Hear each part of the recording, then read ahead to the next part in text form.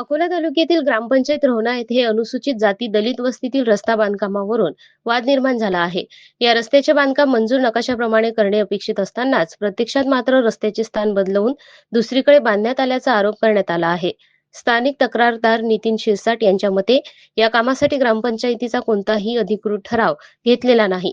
तसेच रस्ता बांधकामाचे ठिकाण बदलण्यासाठी संबंधित प्रशासनाची परवानगीही घेण्यात आली नसल्याचा दावा त्यांनी केला आहे.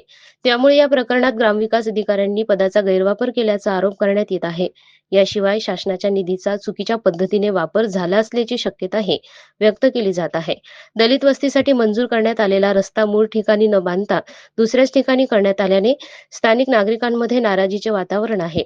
या संदर्भात ग्रामविकास अधिकाऱ्यांवर शासनाची फसवणूक, पदाचा गैरवापर आणि जनसेवक म्हणून कर्तव्य पार न पाडल्याबद्दल चौकशी करून कठोर कारवाई करण्यात यावी, अशी मागणी तक्रारदारांनी केली आहे.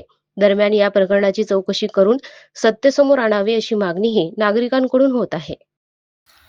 मी 5/14/2025 रोजी आपले सरकार पोर्टलवर एक दलित वस्तीतील रस्त्याची तक्रार केली होती. त्या तक्रारीवर ग्रामसेवक यांनी पंचनामा स्थळपाहणी येऊन स्थळपाहणी केली. त्या स्थळपाहणीवर त्यांनी नमूद करून दिले की सदर ठिकाणी लोकेशन मंजूर झालेल्या ठिकाणी रस्ता बांधकाम न करता सरपंच यांनी इतर ठिकाणी परस्पर काम वळविण्यात आले. सदर काम दलित वस्तीचे असून इतर ठिकाणी करण्यात आले, शेत रस्त्याने करण्यात आले.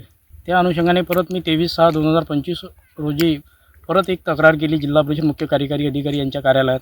28/9/2025 रोजी परत तक्रार केली की या रस्त्याच्या तक्रारीवर कुठल्याही प्रकारची कार्यवाही करण्यात आलेली नसून आपण या कार्यवाही करून संबंधित व्यक्तीवर गुन्हे दाखल करण्यात यावे.